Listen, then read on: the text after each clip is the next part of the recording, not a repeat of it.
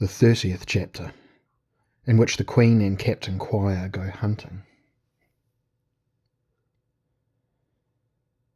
The summer left its stamp most solidly upon the autumn, so that October in this 30th year of Gloriana was the warmest any had known.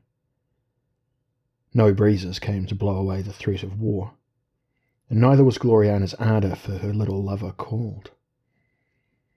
The court's euphoria increased, if anything, in private, while angry ambassadors prowled the corridors and presence chambers and grew impatient, as their masters grew impatient, for intelligence, becoming more and more dependent upon rumour, gossip, and fabulation, which had increased 100-fold since Quire's appearance at the palace.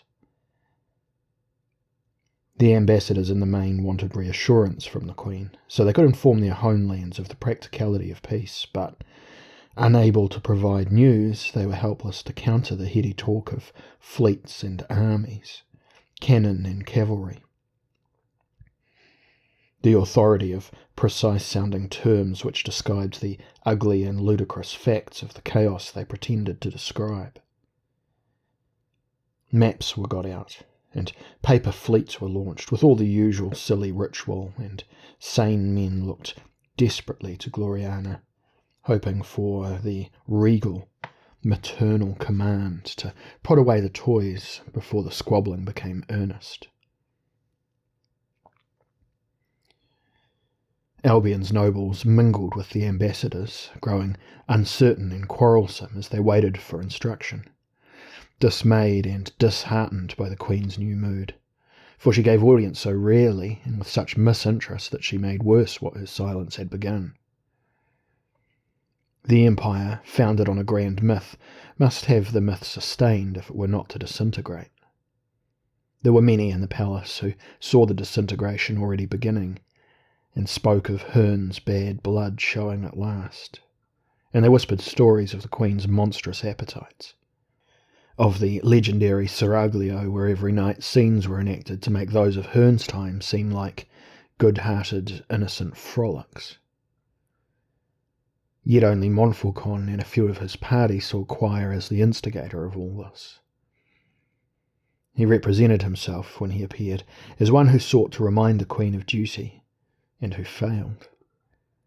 He was, he told them, as dismayed as they were, for they must know how much infected he was by the romantic spirit of Albion. After all, it was how he had come to meet the Queen. So they thought him a kindly dupe of the Queen's, a sop for her tormented conscience, and said that it might be well for them all if, as Montfaucon raved, Quire did control her, that he would make the better monarch. The walls had been closed up again, on the Queen's orders, and she considered plans to destroy those interiors, or at least to bury them more solidly. She blamed Montfaucon for the death of Lord Kansas, of whom she had been very fond, and she blamed him for the other deaths, for the death of the city guard who had somehow died of minor wounds a day after the expedition had returned. Montfaucon was disgraced. She did not see him at all. He received communications from her through intermediaries, through Sir Orlando Hawes and Sir Vivian Rich, who were not so outspoken against Quire, and who, it seemed, gradually grew to accept Tom Fine's opinion of her lover. Lucky rather than cunning, though he thinks himself a complete rogue. All could see that Quire loved the Queen, as if he had never loved anyone before. Meanwhile, Ubacha Khan advised his lord that Tartary might soon reclaim lands regarded as rightfully their own. Lord Shahryar sent optimistic reports to Arabia. Count Korzeniowski begged his new king to hold his forces, without success, and the Perots in Kent gained allies almost by the hour. Quire was proud of his achievement. There remained but one main move to make. She was infatuated, he told the Saracen ambassador, and now the infatuation slowly deepens into love. Then I'll withdraw, and down she'll tumble, into your master's arms. The Queen, when she asked advice from any but Quire, sought portents from a D who steadily became stranger, but who supported Quire's opinion with increasing certainty. Sir Tancred flung himself from the battlements of Bran's tower, and it seemed that chivalry died with him in Albion that morning. And from its corpse grew the richer, darker, morbid blossoms of inward-looking erotomania, which, as it often will, adopted the trappings of romance. Alice Finch, who had given herself twice each to Sir Amadis Cornfield and Lord Gorius Ransley, and had then at the right moment resumed a kind of modesty, had them, as she put it, panting for her like dogs no longer content with bones, but drooling for the richer meat. Both had reached the stage of being willing to promise her anything in order to have her again, while berating her, accusing her, hating her for what she did to them. Phil Starling shared this lust for treachery, the consolation of the unimaginative, and slipped free of Master Wallace whenever he could, into the beds of a dozen minor courtiers, or into the Queen's own seraglio, where he discovered for himself a treasure house of pleasures. Lord Roon returned from the country to find the court so altered he was entirely baffled. He did not see the Queen, but he spoke to Tom Fine of his bewilderment.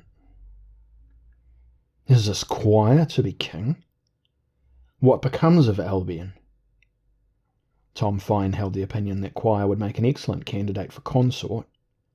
A realist was Quire, with a bit of experience of the world, and not of the generation, as Montfaucon was, which feared a return to Herne's ways so thoroughly that it was actually likely to bring about the terror by brooding on it so much.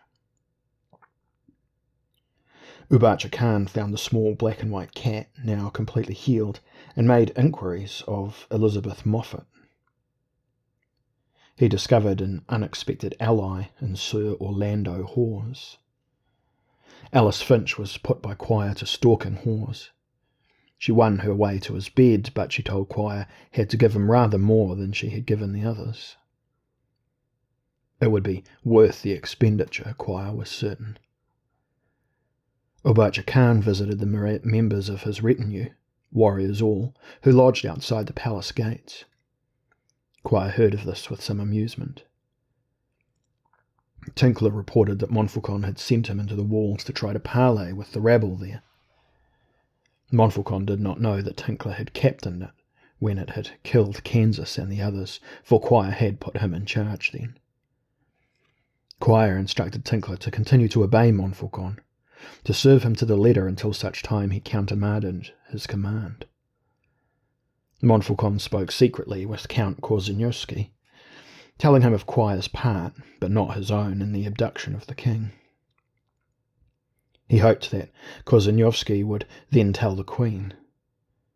Instead, Korniowski withdrew from the court and sailed for Poland to advise swift war. Montfaucon grew madder, Quire grew stronger, and the Queen continued to be in love. Ernest Wheldrake received a knighthood, the only honour in the whole season. In autumn, when the wind and sea rejoice to live and laugh to be, and scarce the blast that curbs the tree and bids before it quail and flee, the fiery foliage where its brand is radiant as the seal of spring, sounds less delight and waves a wing, less lustrous, life's loud thanksgiving puts life in sea and land, quoted the poet, perched upon a monstrous stallion in the stable yard of the palace, and clad all in tawny colours, his red hair blazing, his stiff arms waving as he found his stirrups, and caused Lady List, leaning a little in her saddle, to sigh. "Splendid, Sir Ernest," cried the Queen, who had not understood a word. She was in doublet and hose, astride her chestnut beast. She wore forest green, save for white ruff and cuffs, with a little hunting sword at her belt, and a pointed cap under her own red curls. Captain Quire, in black, climbed into the saddle of his black mare and grinned at them all as they prepared for the hunt, which would be led by Sir Vivian Rich, plump and happy, glad that he had in his own mind lured the Queen and her favourites to healthier pursuits. Hurrah! To horns, the hounds came forth eagerly, a brown and white sea swirling and savage around the legs of the horses. Sir Orlando Hawes, close by his friend Sir Vivian, wore russet and gold, while Alice Finch rode, ladylike, upon a little gelding, in velvet skirts of soft red. Sir Amadis Cornfield was mounted and close to her, looking from Quire to the girl, anxious for an answer that could not be supplied. And Lord Gorius rode up on the other side. Both rivals wore shades of green. Sir Thomason Fine, riding in his own horse, saluted the Queen. "Where's Lord Roone?" She had been expecting him. "Gone back to the country after all," he told her. She shrugged and handed down her stirrup cup to a groom.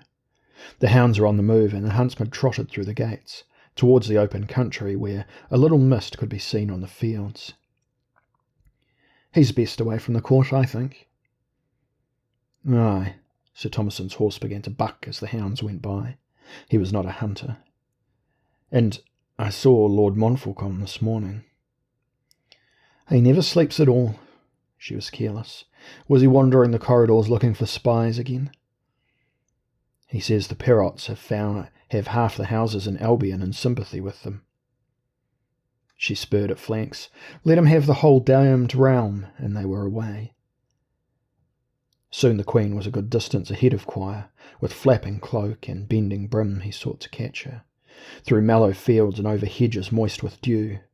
Sniffing the first scent of autumn now, they were in open country and relishing it. Quire knew October was to be his month, his greatest success, and he could not let his elation show as, chasing behind her, he entered the red trees and green shrubs of the forest, galloping on springy moss, trampling the autumn flowers as, ahead, the hounds bayed the imminence of game. "Would you not be free forever, madam, a forest spirit?" he called. "Robin Hood and Maid Marian?" And he sang a traditional snatch. "Bold Robin came down to the water's side, for his lady fair was there. O Marian, I would make of ye my bride, out of love for your red gold hair." Well, this pleased her, but she did not draw her rein. Again she raced ahead of him, and again he must use every effort to keep her in sight, ducking beneath the branches, causing leaves of yellow and brown to shower. Through the forest the hunt pounded with yells and halloos, and while Quire gave chase to the Queen, Sir Amadis and Lord Gorius gave chase to Alice and Sir Orlando, who rode very close, while Lady List kept on her wheldrake's track, as he giggled and shrieked every time the branches lashed his face and body, so that he barely kept his saddle at all. And only Sir Thomason and Sir Vivian, it seemed, attended to the hunt itself. Out of the forest and into soft sunlight, a broad, hilly clearing of dark moss and blue autumn crocuses, labouring for the crest, then seeing, over the tops of the flowering beeches, the hounds in full cry after a fox that clove through dense bracken as a salmon through water. Gloriana rested her horse for a moment, allowing Quire to catch her. She was flushed. "O Quire, we shall hunt every day." "Every day, my glory." The chestnut was set off again, springing forward and down the hill, while Quire, becoming aware of certain aches and pains, followed. The beeches went past, and his ears were full of their hiss, the thudding of the hooves, the gasp of his own breath. He was not her match, but he refused to lose her. The horns sounded some distance off. They broke out of the beeches and into the golden bracken. Quire caught a rich taste of earth and was astonished by the pleasure it gave him. He shut his mouth tight lest he receive the shock again. Fences were leapt and gates and streams, and the hunt was spread out now, following the hounds who had their quarry for certain. "Hello?" Quire moved his head and looked over his shoulder. Sir Amadis and Lord Gorius were well behind and had almost lost the hunt. To his right were Alice and Sir Orlando. Ahead of him also on the right were Sir Vivian and Thomas Fine, while immediately ahead was Gloriana, shouting for him to keep up. Hounds and huntsmen streamed away before them, down the golden hill towards the broad waters of the Thames. "There!" cried Sir Vivian. "There, he's sighted." He turned to call to the Queen, swayed strangely in his saddle, grabbed at the horse's mane, and then fell awkwardly, saddle and all, from the racing beast. The Queen was past him before she could draw rein, but Quire had pulled his black mare short and had jumped down to kneel beside the groaning knight. "My back. Damn, I think it's broken, Quire." "Well, bruised, that's all," said Quire. "What happened?" "Groom betrayed me. Girth slipped. Off I came. Should have seen to it myself. These palace grooms are useless for anything but the harnessing of coach horses. Ah!" He was in great pain. The Queen and Tom Fine were galloping back. In the distance below, the hound's baying grew louder and fiercer. Sir Orlando Hawes, with Alice Finch beside him, looked darkly down at Quire. "What? Another accident? Are you injured badly, Sir Vivian?" "Back's broke, but I'm alive." He sweated in pain. "Better fetch some grooms and a gate, eh?" He looked up at his friend. "How does the hunt go, Sir Orlando?" Hawes looked coolly down the hill. "Oh, I think they'll soon have caught the little fox.